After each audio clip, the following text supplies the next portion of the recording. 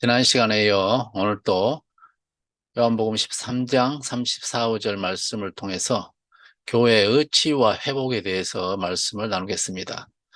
새 계명을 너희에게 주노니 서로 사랑하라. 내가 너희를 사랑한 것 같이 너희도 서로 사랑하라.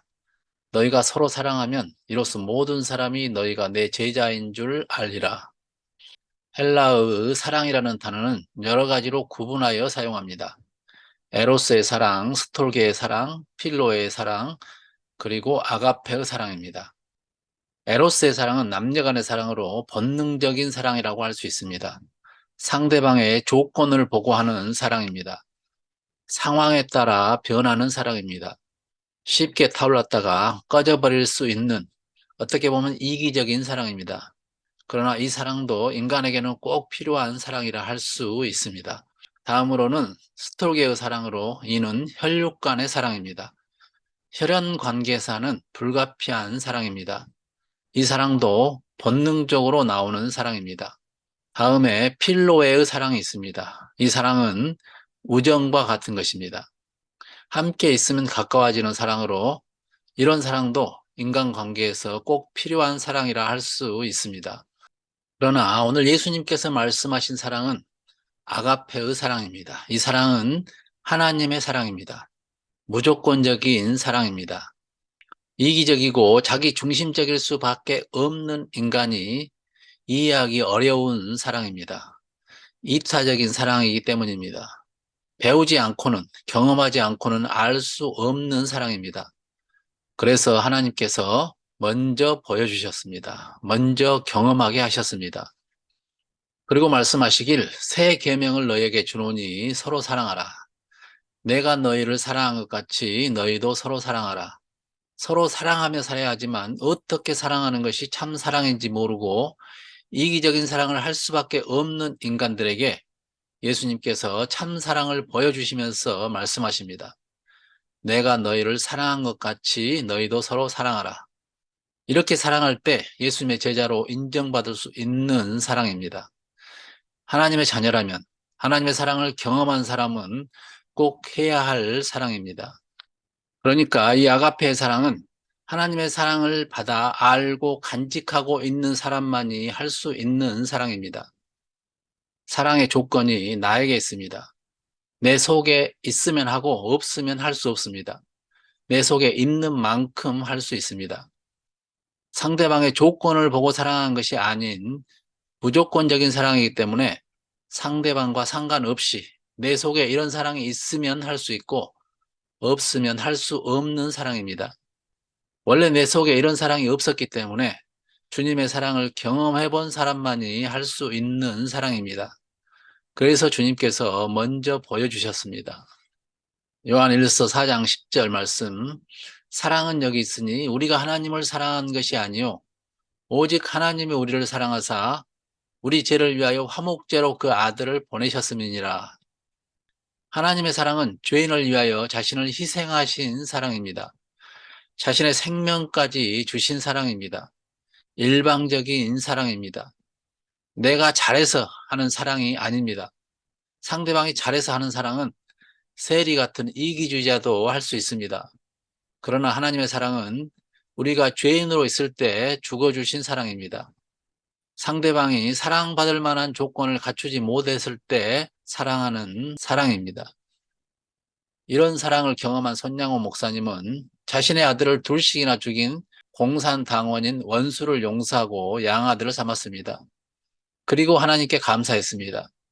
내가 이런 사랑을 할 수 있는 사람이 아닌데 이런 원수를 사랑할 수 있는 마음을 주신 하나님의 은혜에 감사한 것입니다.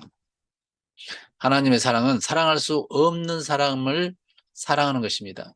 인간적으로 사랑할 수 없는 나를 핍박하는 원수 같은 사람도 예수님 때문에 사랑하는 것입니다. SBS 스페셜에 고정원 씨의 용서 이야기를 본 적이 있습니다. 살인마 유영철이 길을 가는데 어느 집에서 TV를 보면서 웃음소리가 집 밖으로 나오자 자기는 힘들고 기분이 나쁜데 뭐가 좋아서 이렇게 웃고 있는지 그 가정집에 들어가서 노모와 부인, 아들까지 죽였습니다. 퇴근하고 집에 돌아와서 이 사실을 안 고정원 씨는 삶의 의미를 잃고 자신도 죽고 싶었지만 왜 우리 가족이 이렇게 비참하게 죽어야 하는지 이유나 알고 죽자. 내가 누구에게 원수진 일이 없기 때문입니다. 그런데 나중에 범인을 잡고 보니 이유도 없이 자기 기분 나쁘다고 그냥 죽였다는 사실을 알고 자신도 죽고 싶어 한강으로 달려갔습니다. 한강 다리에서 뛰어내리기 직전 갑자기 용서나 하고 죽자 하는 마음이 들어서 하나님, 유영철을 용서합니다 하고 외치는 순간 짓누르던 응어리가 풀리면서 살아야겠다는 생각이 들었습니다. 자신이 해야 할 일이 남아있다는 생각이 들었습니다. 그리고 그때부터 잠이 오기 시작했습니다. 삶의 의욕이 생겨났습니다. 유영철의 사형을 면해달라고 탄원서를 쓰고 억울하게 죽어간 사람의 가족들을 용서하는 운동을 했습니다. 유영철의 유가족을 돌보기 위해 나섰습니다. 이런 아버지를 본 시집간 딸과 친척들과 많은 사람들이 이 모습을 이해하지 못하고 욕을 했습니다. 자신이 살라고 어떻게 그런 원수를 용서할 수 있느냐 하면서 고종원 씨를 비난했습니다. 그러나 고종원 씨는 자기 살려고 용서한 것이 아니라 신앙의 힘으로 용서했다고 합니다. 예수님 때문에 용서했다고 합니다. 그랬더니 자기가 살 수 있게 되었습니다. 살기 위해 용서한 것이 아니라 용서했더니 살게 된 것입니다. 은퇴하고 퇴직금으로 미국 유학을 보내놓은 자녀를 뒷바라지하던 장로님이 계셨습니다. 믿을 만한 친한 지인이 잠깐 돈을 빌려달라고 해서 맡겼습니다. 그런데 돈을 빌려간 지인이 잠적을 해버렸습니다. 자녀들의 유학 경비를 날린 것입니다. 유학 경비를 보낼 수 없게 된 장로님은 너무 분노가 치밀어 지인을 찾기에 전국을 뒤졌습니다. 다니는 동안 분노 때문에 물도 넘어가지 않았습니다. 며칠을 그렇게 다니다 보니 찾기 전에 자기가 죽을 것 같았습니다. 숙소에서 기도하는 중에 용서하고 싶은 마음이 들었다고 합니다. 그래서 하나님 그놈을 용서하겠습니다. 이렇게 기도를 하는 순간 가슴에서 한숨이 깊게 나오면서 응어리가 풀리는 것을 느꼈습니다. 그리고 이후에 물이 넘어가기 시작했습니다. 그리고 다시 힘을 내어 이 일을 시작할 수 있었고 자녀들을 뒷바라지할 수 있었다고 합니다. 인간적으로 용서하기 힘든 사람이 있습니다. 그러나 하나님의 사랑과 용서를 경험한 사람은 할 수 있습니다. 하나님의 사랑은 조건이 없습니다. 상대방을 있는 그대로 사랑하는 것입니다. 상대방을 있는 그대로 존중하는 것입니다. 부족한 모습 그대로 사랑하는 것입니다. 그 사람의 입장으로 내려가서 사랑하는 것입니다. 불우이웃에게 연말에 몇 푼 적설하는 그런 사랑이 아니라 그들과 함께 더불어 살아가는 사랑입니다.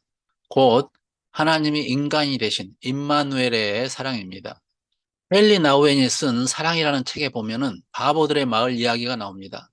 어떤 사람이 여행을 하다가 길을 잘못 들어서 바보들의 마을에 들어갔다고 합니다. 그 마을에 들어가니까 밀 농사를 지었는데 마을 사람들이 밀밭에 들어가지 못하고 있었습니다. 그래서 왜 못 들어가는지 물어보니까 밀밭에 괴물이 있다는 것입니다. 그래서 이 사람이 밀밭에 들어가 보니까 밀밭에 큰 참외들이 있었습니다.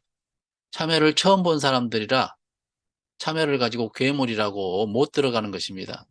그래서 이 사람이 나를 따라오시오. 내가 괴물을 처리하겠소 하고 칼을 들고 밀밭으로 들어가 참외를 칼로 여지없이 찍었습니다. 참외를 높이 들고 사람들에게 말하기를 이것 보세요. 이것은 아무것도 아닙니다. 이렇게 외치자 사람들이 혼비백산해서 도망갔습니다. 도망가면서 하는 말이 저 무서운 괴물을 무자비하게 찍은 저 사람은 더 무서운 사람이다. 우리도 무자비하게 찍을 것이다 하면서 다 도망가 버리고 만 것입니다. 다음에 어떤 사람이 길을 잃어서 바보들의 마을에 도착했습니다. 그리고 똑같은 현상을 봤습니다. 이 사람은 참외인 것을 알았지만 그들과 같이 참외를 보고 놀랐습니다. 그들의 두려움을 자기의 두려움처럼 공감하고 그들과 머물러 있었습니다. 그리고 시간을 기다렸습니다. 그는 농사에 대해 이야기하고 참외에 대한 이야기를 하면서 그들을 교육했습니다. 시간을 두고 그들을 교육하고 이해시킨 다음에 참외는 맛있는 먹거리라는 것을 알게 한 후 스스로 그 밭에 들어가서 참외를 제거하도록 했습니다. 헨리 나우에는 이것이 사랑이라고 말합니다. 우리는 나의 가치관과 관점으로 다른 사람을 판단해서 문제라고 말하고 고치려고 합니다. 그러나 참 사랑은 그 사람의 자리에 내려가서 그들의 방식으로 그들을 섬길 수 있는 방법을 찾아내야 합니다. 선생님들이나 부모들이 잘못 생각하고 있는 것이 이것입니다. 청소년의 입장에서 이해하고 이야기하는 것이 아니라 자기 입장에서 하니까 잔소리밖에 안 됩니다. 청소년들은 아직 전두엽이 미성숙해서 감정 조절도 어렵고 이성적인 판단을 내리기가 쉽지 않습니다. 이때 열정만 가지고 아이들을 바꾸려고 하면 아이들은 반발합니다. 그들의 감정을 있는 그대로 수용하면서 더불어 지내다 보면, 기다리다 보면 훨씬 대화가 쉬워지고 때가 되면 변화가 일어납니다. 그리고 인간적으로 부탁하면 수용할 가능성이 훨씬 높아집니다. 기록 영화 똥파리를 본 적이 있습니다. 주인공 상훈이는 아버지의 가정폭력으로 엄마와 여동생을 잃었습니다. 아빠에 대한 증오로 가득 찬 삶을 살면서 아빠를 죽이려고 무던히도 애를 쓰던 상훈이가 사채업자가 되어서 사람들을 두들겨 패고 돈을 받아내면서 내면의 증오를 풀어냅니다. 지나가는 사람에게 이유 없이 침을 뱉고 욕을 합니다. 보통 사람들은 저 사람은 왜 저렇게 살까?